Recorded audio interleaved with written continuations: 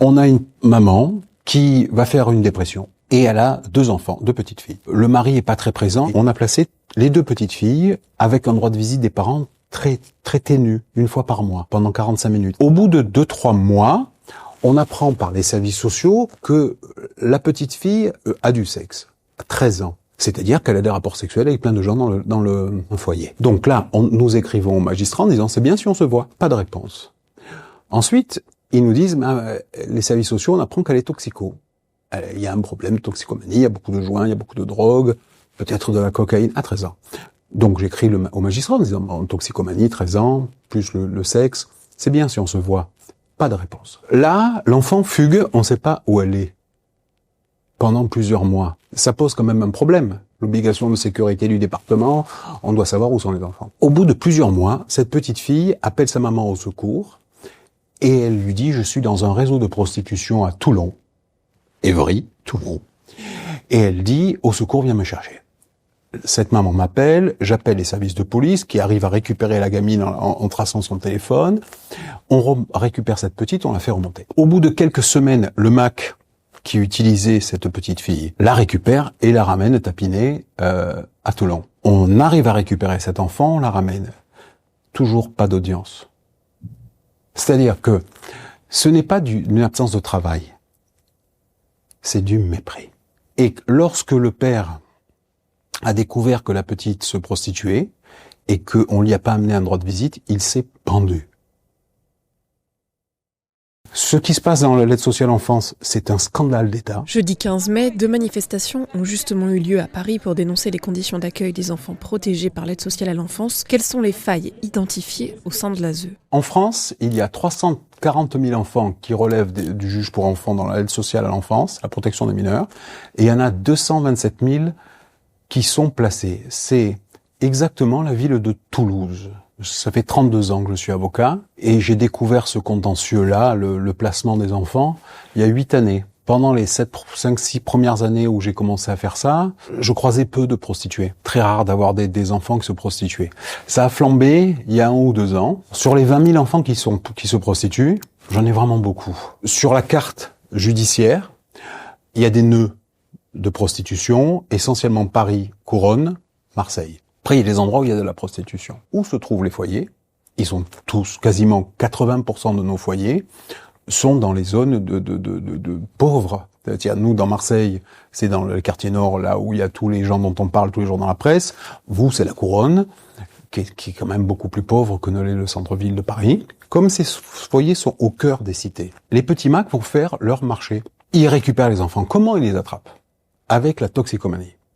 Comme c'est dans le cœur des cités, rapidement, les enfants, cocaïne, on en a qui sont au crack. À Marseille, on a un endroit qui s'appelle le PEPS.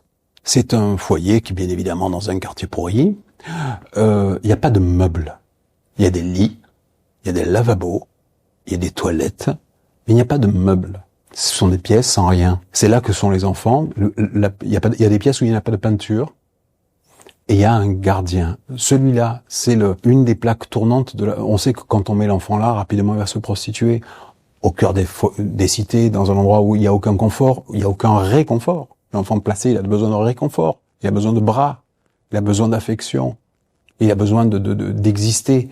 C'est une négation de l'enfant placé. Mais qui, alors, est donc responsable ? Est-ce la faute du juge ou des directeurs des foyers de l'ASE qui ne font pas le travail ? Il y a un seul responsable, c'est le président du département. De la même manière que quand vous posez vos enfants à l'école, le directeur de l'école est responsable de vos enfants. Quand vous les amenez au judo, le directeur du club, le président du club de judo est responsable. Il peut rien se passer. On a une petite fille à Strasbourg qui dit... le premier soir, on m'a forcé à me prostituer. On m'a dit, il faut que tu le fasses, sinon on va prendre tes parents, on va les frapper, on va tout te prendre.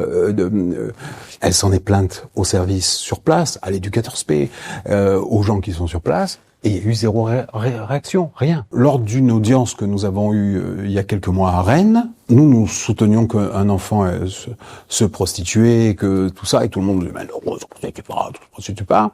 Et par un ami sur le dark web, j'ai trouvé à peu près en 3 minutes cet enfant. Cet enfant, j'avais les tarifs, j'ai eu tout. Toutes les semaines, je reçois des gens à qui il faut annoncer que la petite a été violée, qu'elle est obligée de masturber quelqu'un, qu'elle se prostitue. Il faut dire aux gens, chaque fois qu'on a rendu l'enfant aux parents, il a arrêté de se prostituer, mais il est détruit.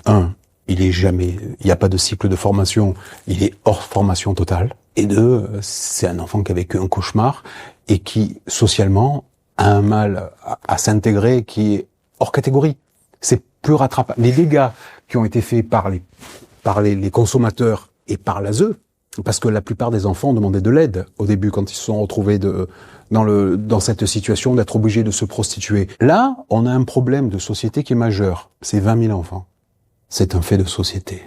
C'est une pandémie.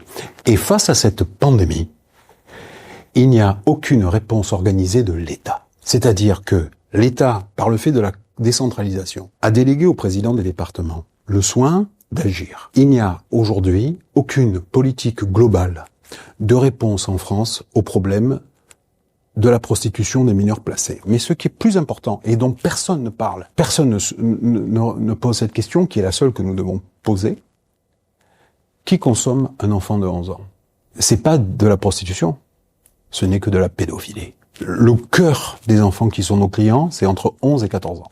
Il y a eu une émission sur la 5, sur C'est à vous, et il y avait sur place le procureur de la République de Marseille, qui était là pour parler du trafic de stupes à Marseille. Et il a été obligé de réagir au problème de la prostitution des mineurs. Et il a dit cette phrase qui est déstabilisante. Et qu'est-ce que vous pouvez faire? Il a dit, ah oui, on en a connaissance, donc ils ont connaissance. On attend qu'elle fasse un délit, qu'elle commette un délit, pour intervenir et les cadrer. C'est-à-dire que cet enfant qui est déjà en galère XXL, qui est toxico, qui se prostitue, qui est dans des réseaux, donc qui est dépendante, on attend qu'elle fasse un délit où elle va se mettre en danger, une agression, de la vente de stupes, n'importe quoi.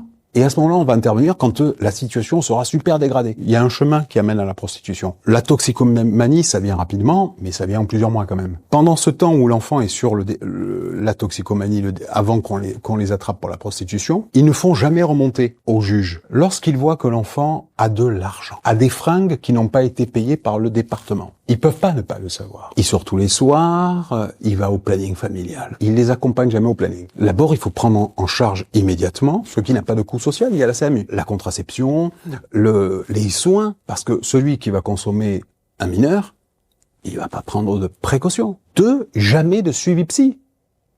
La petite qui se prostitue, pas de suivi psy. Par exemple, une petite qu'on a à Marseille, toxico, elle se prostitue. Donc, au lieu d'accompagner, on l'a changé de foyer puisque c'est elle le mal. On l'a changée, elle est passée de Frévalon à la Busserine. Elle a fait le tour de tous les foyers. Au lieu d'accompagner, de soigner, d'amener une valeur ajoutée au travail qu'ils sont censés faire, ces gens, ils la détruisent.